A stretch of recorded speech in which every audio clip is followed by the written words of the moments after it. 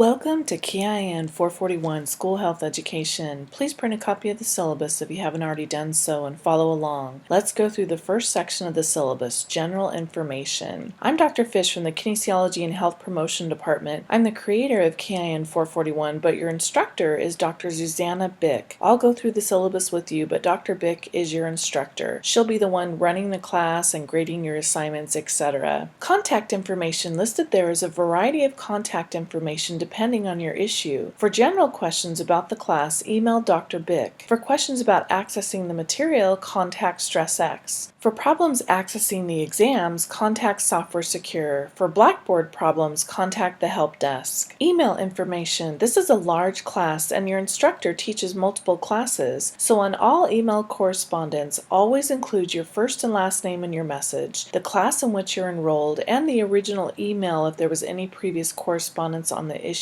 so that your instructor has a reference. Even if you just barely emailed her, always forward the previous message. Course description, methods, processes, and content used in the elementary schools, middle schools, and high schools for teaching health and for dealing with health-related problems in the classroom. Course prerequisites, in addition to being an upper division standing student, you'll need access to a computer with a webcam in order to take the test. Most laptops have a webcam built in. If you don't have a webcam, they're pretty inexpensive if you need to buy one. Course material, instead of using an expensive textbook because of the high cost that the publisher imposes, I no longer require a textbook, but everything that you need to know that was in a textbook is now embedded into my audio-visual recordings of lectures. All of the lectures are housed within StressX, an online publisher. I believe you can also purchase the code through the bookstore, but they charge more. The cost for the code to access the materials is only $30, which is about a third of the cost of the textbook, and the cost to be proctored online for the final exam is $750. So the total cost is $37.50 for the course materials if you purchase directly from StressX. Unfortunately, you can't share codes because everyone needs their own code to take the exam. Course objectives are listed there. These learning outcomes are based on Standard 10. Standard 10 is one of the CTC teacher preparation standards. You can read through these on your own. Course requirements. Okay, so here's the part that I'm sure you're most interested in. What do you have to do for this class? In addition to listening to lectures, just as you would if you took this class with me in the traditional classroom, you'll complete weekly critical thinking assignments, which include 3 components. 1. Responding to a question about the info presented in the lecture. 2. Commenting on the supplemental video. And 3. Reading and commenting on an article that corresponds to each lecture. And you'll complete weekly anchor assignments, which requires that you find or create learning activities that pertain to health topics. And you'll take a cumulative final exam consisting of 50 multiple choice questions. Due dates. You'll post your weekly critical thinking and anchor assignments for your classmates to view on a weekly basis on the discussion board. Your postings are due by 5 p.m. every Friday, but you can post ahead of time if you'd like. You'll actually submit your assignments for grading midway through the quarter and again at the end of the quarter. You may submit any day during weeks 5 and 10 of the quarter. You may take the final exam any day during finals week. Late policy. The late policy is listed there. Note that there is no grace period for the postings or the exams. You do have a 3-day grace period for the assignments, but you'll lose 20 points each day that you submit late, up to 3 days late. Nothing is accepted after 3 days. Grading. The grading system and grading scale are listed there. Grading criteria. The second section of the syllabus is grading criteria. There should be no surprises as to how you're graded. In fact, if you lose any points, oftentimes your instructor will copy and paste directly from this grading criteria into the instructor feedback area. So you should have a very clear understanding of what's expected. Notice the message, cheating in any form will result in a 0 for the entire assignment. Also, you'll be reported to Judicial Affairs, which may result in suspension from the university. So for example, if you plagiarize even one sentence for your critical thinking portion, you'll receive a 0 for your entire assignment. In addition to receiving a 0, you'll be reported to Judicial Affairs, which again may result in suspension from the university. Faculty are ordered to report academic dishonesty. It's not an option. We have to report it. It's not worth it, so please don't cheat, which includes plagiarizing. The third section of the syllabus is the instructions. Step-by-step instructions for how to do everything are listed there. Instructions for how to complete each of the portions of the critical thinking assignment. Instructions for how to post and submit your assignments. And instructions for how to take the final exam are listed there. 99% of all questions from students are answered in this section. Examples. The fourth section of the syllabus includes good and poor examples with instructor feedback in red. So again, you should have a very clear understanding of what's expected. Frequently asked questions. The fifth section of the syllabus is frequently asked questions. Listed there are some frequently asked questions that you can read through on your own. One last thing. Please do not expect that an exception be made for you. And even worse, please don't get angry with your instructor for not allowing an exception to be made for you. For example, one student in the past had put so much time into completing all of his assignments, but he thought that the deadline was midnight on Friday, not 5 p.m. as stated on the syllabus. So 20 points had to be deducted because his assignments were submitted within the grace period, even though it was shortly after 5 p.m. The student was angry and said, "But I did all this work. Why should I be docked 20 points just because of an arbitrary deadline? The deadline is just that,